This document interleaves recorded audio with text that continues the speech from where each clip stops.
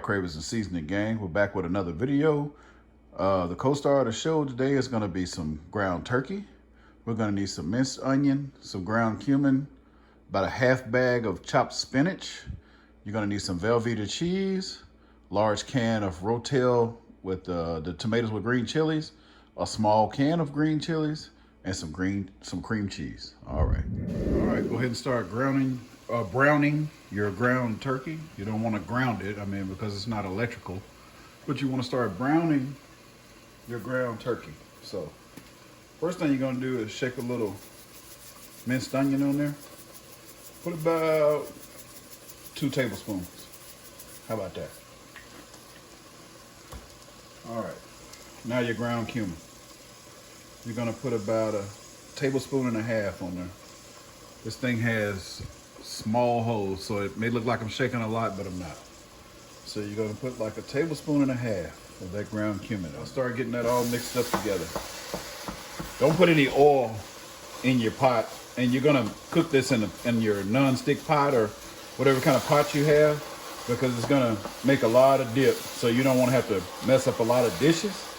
But if you do want to cook your meat separately, you can. At this time, go ahead and throw your steamable bag of spinach in the microwave. If you don't like spinach, just omit it. All right, so while this is cooking and just about done browning, in between the browning process, open your green chilies, dump those in, and stir those around and cook it with the meat while it's browning.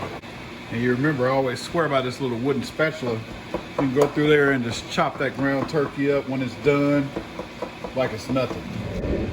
So now you want to get your half bag of spinach that you steamed. Shouldn't be a whole lot. 1/2 to 3/4 cup of spinach left.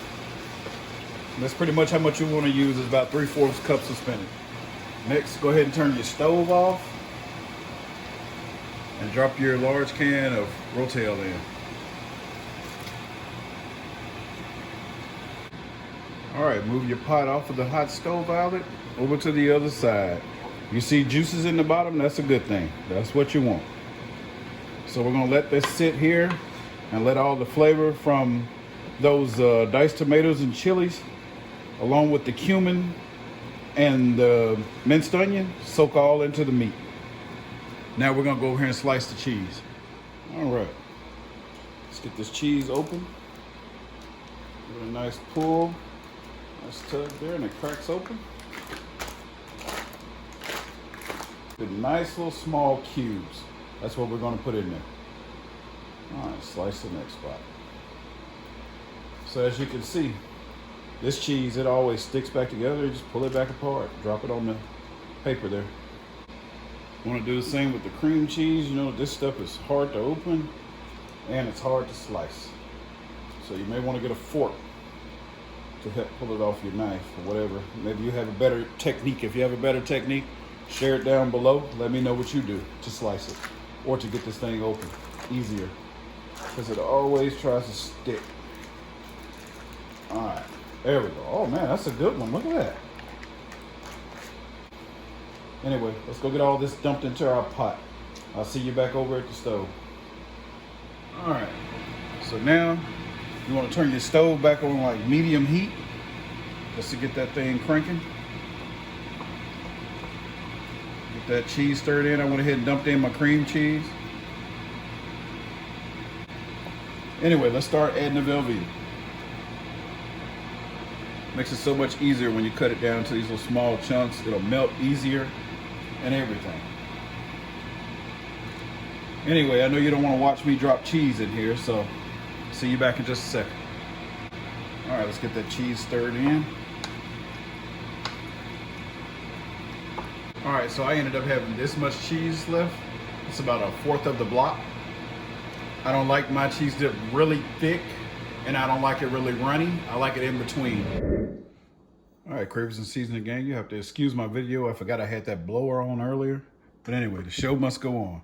When your dip gets about like this, to where it's slowly sliding off the spoon, remember, that's not the way it's gonna be once it cools. So I'm gonna take mine off at this time and leave that 1/4 of a block of Velveeta and not use it, because I'm gonna let this get thicker. See how hard it is for me to move my spoon through that?